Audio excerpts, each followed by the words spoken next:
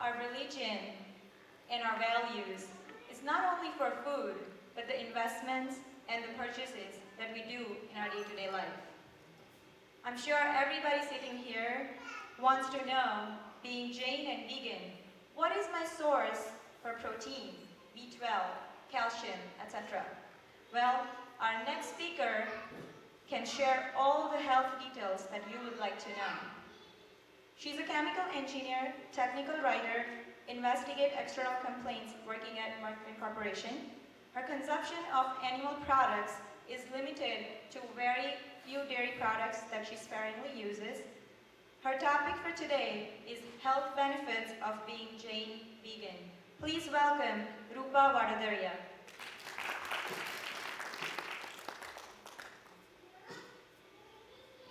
JCNJ everybody, and thank you Molly for introducing me. I know you guys have been sitting down here for a long time. I encourage everybody to stand up. I give you at least 10-20 seconds to stretch up. And I'm personally doing this just so that you guys are stretched out, happy, and listen to me for another 15-20 minutes. So, thank you again. I'm very privileged that I'm a part of this. We're going to get my slides up as well. Well, while the slides come up, I'm Rupa, and I personally was born in a Jain family. I'm very lucky to have been born in Bhavnagar, very close to Palitana, and I would like to say that, I have to learn how to use. Oh, good. So I was born in a Jain family. I did move here in '98, and you might think, why am I even putting all this up here? I do that because my education is in chemical field, and I work in a pharmaceutical company. I'm making my move away from being in a commercial, conventional place, and I'm slowly and steadily trying to really implement what I have learned over years. I do want to become Jain by karma and not only by my birth. So like I said, I'm slowly and steadily moving in that direction. With that being said, I want to share one story. When I was a little girl, and doing a regular routine, I had gone to the upashray, and I don't remember how old I was, but the only thing I remember what Maharaj Sahib had said, that he said, have a cup of milk in front of you. And around that time, maybe you're a kid, you're playing around, and your finger gets cut.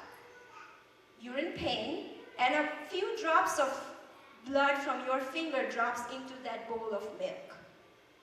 So as kids, the whole upashray was full of kids, and he asked, would you drink that milk? Everybody in sync said, no, Maharaj Sahib, we will not drink that milk because it has my blood in it. I didn't know what it meant at that point, but I understand it now.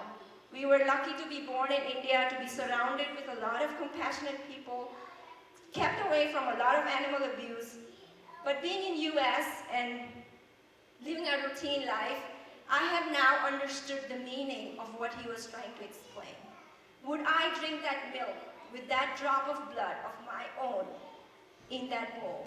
Would I have drank it because of the pain that I felt?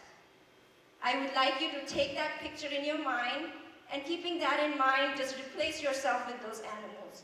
The milk is theirs, the blood is theirs. Would you still drink it? So going on with my topic, I am a health and wellness coach, and I came across this and I thought this was very interesting. Everybody knows Bill Clinton. He was our 42nd president. He served for a long time, but he went through what a normal American goes through. He went through a quadruple bypass surgery. He had a collapsed partial lung collapse, sorry, I'm not a doctor. And at the end of that, he realized that something's wrong with the way he's living. And if a person like him, who is way up there, who goes through a lot of work, he goes through a lot of stress, he has a whole country on his head, he adopted a drastic dietary lifestyle change where he eliminated not only meat, but dairy. And he quoted himself saying, this was his most successful accomplishment. He decided to do that because he wanted to live to be a grandfather. I think we can take something from here. We are all lucky to be born as Jains. We are already halfway there. We already don't eat a lot of these things. And I think we just need to take it one more step further. So what does being a Jain vegan mean to us? We all know our main principle is ahimsa paramo dharma. As Jains, we believe in avoiding harm to others not only through actions, but through words, through our speech, through our thoughts. And that includes all living beings. The only hurdle right now, though, as Jains that we go through, and I'm only relating to food industry. Naishad has covered a lot of other things that we can impact too, but I'm really talking only about food here. For most Jains, the primary motivation of pursuing a vegan lifestyle is to avoid contributing to the abuse and killing of these animals that occur in milk production. And maybe you guys have heard about it or you have seen it, but let me walk through your life of a cow. If I were a cow, and I were a mother cow, and I gave birth to a boy or a girl, as a mother, I would not want my child to be taken away from me. But that's the first thing that happens to the cow. If the mother has given a birth to a boy, a calf would be shipped out to a meat industry because he cannot produce milk. Sad, but that's true. If the mother gives birth to a female cow, oh wow, it can be used for humans. Let's let the female grow. We will impregnate that female with artificial insemination. Make sure that the female stays pregnant for as long as the female lives. Make sure that the female gives enough milk. And it is sad that we do that and that milk is to be consumed by us humans. The moment the female cannot produce milk anymore, where does that female go? Goes to the meat industry. So, if we like it or not, we play a big role in sending these cows to meat industry.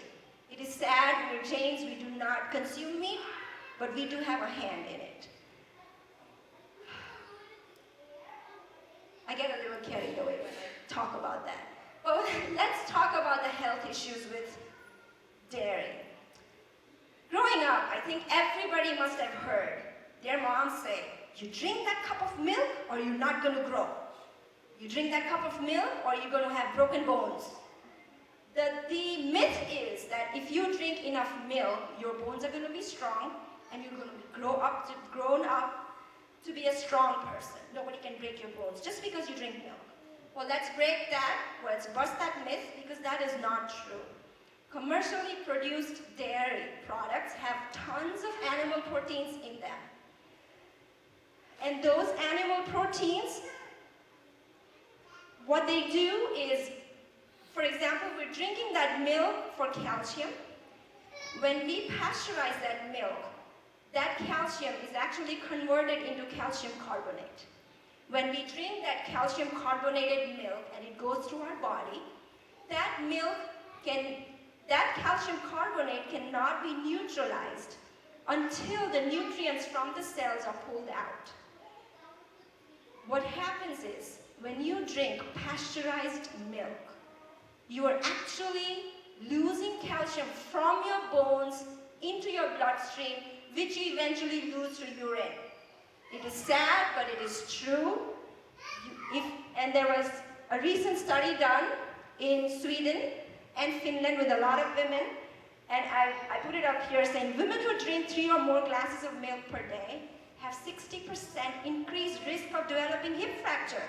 I mean, we drink milk so that we don't have osteoporosis, but that is exactly what happens.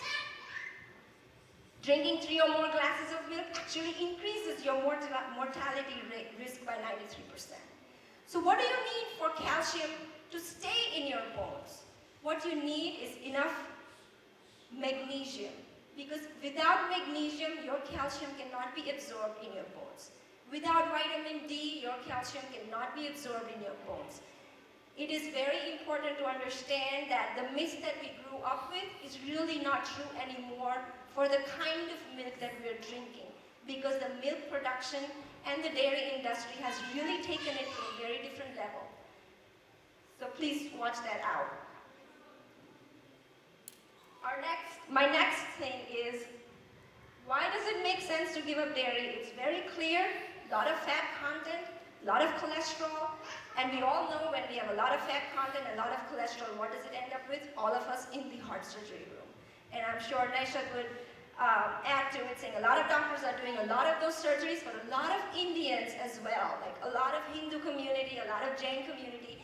You might have a lot of your own relatives who have heart disease. Why do they have that? Please ask that question. It is very important to understand that fat content and cardiovascular diseases are really directly related. Cancer. Cancer is not something we used to see very often, but we see it very often in our very close members. I've seen a few of my close family members die of cancer, and it was sad to see where did cancer come from? How did they get that? But if you look up here, US is way up there. Every 100 people out of 100,000 has cancer due to dairy. It is very important to learn that. What dairy brings along is a lot of hormones that our body really cannot work with. Our body cannot take in those animal proteins. Those hormones that come from animals are really the fuel cells of cancer. The other thing to notice with this is that milk is related to reproductive cancers. Like, for example, in male, you will see prostate cancer. In females, you see breast cancer. It is very prevalent because of the milk industry. One more thing I'd like to point out is milk contains a sugar called lactose. And I think you all probably have heard that name somewhere.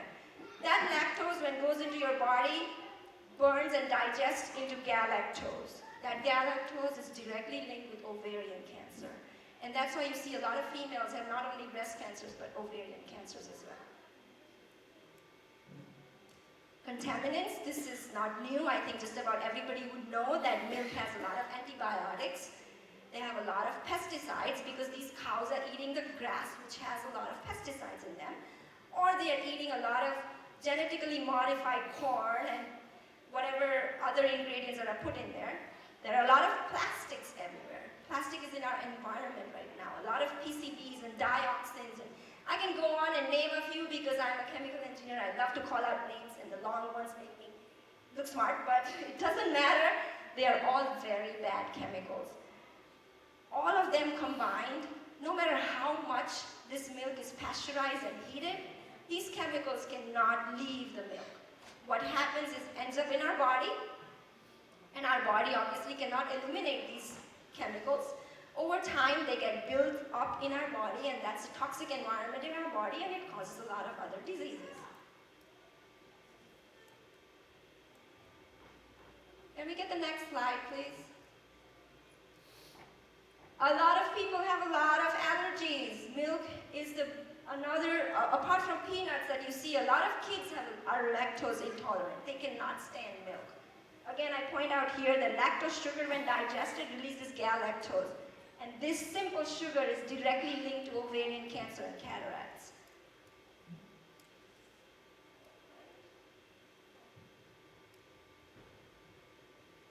Thank you.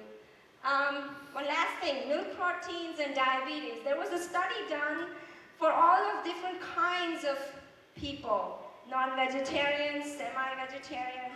Pesco-vegetarians are people who only eat fish and no other meat. Lacto-ovo-vegetarians are people who drink milk, but they also eat eggs. And vegan. If you look at that, body mass index shows how fit these people are. The vegans have the lowest body mass index, which means they are the fittest. And when the person is really fit and healthy, they have less chances of developing type 2 diabetes. It's very clear that if you're a vegan, and in our case, if we are a Jain, and on top of that we're a vegan, we clearly avoid a lot of diseases from our body.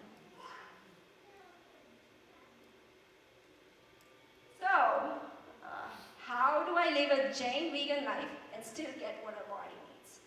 I think that's what's on our minds right now. Well, there is this PCRM group, which is called the Physicians Committee of Responsible Medicine. A lot of physicians came together and they decided what is it that's really good for people to adopt? What kind of food would take care of all daily nutritional values that we need as adults? They came up with these 4 groups, and you guys, when you see it, you will know that we already have that in our life. The first one is fruit, if it can come up. 3 or more servings of fruits. Second is legumes. Third is whole grains. And the fourth is vegetables. So when you combine all these 4, it gives you a fat-free, low cholesterol, a lot of vitamins, minerals, and it gives you a power plate. This is your plate. Don't pay attention to the calorie counts or the serving sizes.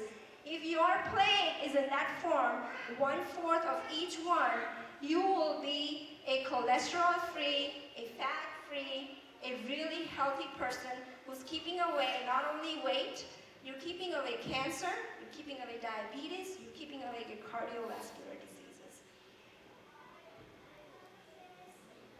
What about my masala tea? I think that is the one thing that we all struggle with. We all need our morning tea, and we all need our milk for it. But there are a lot of alternatives for that. We can do it, we can try a lot of different milks, and I think our team here has already put together some tastings for you downstairs. It might take some time, but remember, I gave you a picture. Would you drink that milk with blood in it?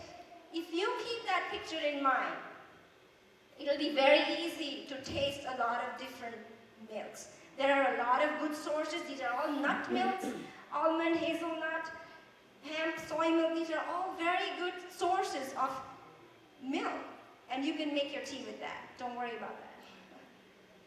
How do I get my protein? We as Jains, we already have this in our lifestyle. We already cook from scratch. We already avoid a lot of toxic food.